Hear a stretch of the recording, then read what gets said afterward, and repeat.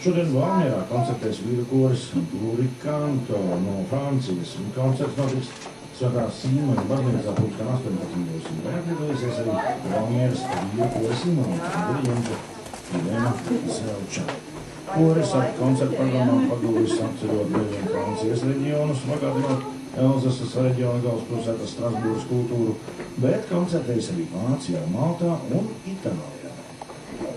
Liepājā viesnīcas promenāde hotelā Hika zālē sestdien notiks džēza ansambļā Silvesteri orkesteri un koncerts Jazz ABC. Koncertā skanēs stilistiski dažāda mūzika, sākot no džēza pirmsākumiem līdz mūsdienām, no džēza mūzikas standartiem līdz oriģināla mūzikai. Mūziķi izpildīs Dizija Gillespie, Milesa Davisa, Charlija Parkera, kā arī savus skaņdarbus.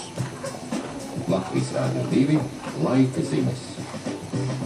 Latvijā naktī mākoņās laiks brīžiem skaidrosies, vai tam izlaicīgs lietus, austrumu rajonos mīgla ar gunību no 500 līdz 1000 metriem.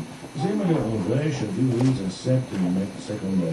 Gaisa temperatūra no +8 līdz +13 grādiem.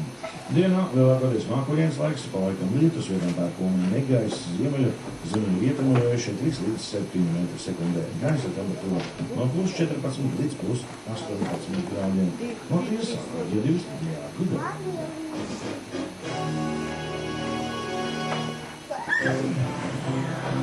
No Dzintara jūras līdz Latgales ezeriem. Latviešu mūziku visā Latvijā.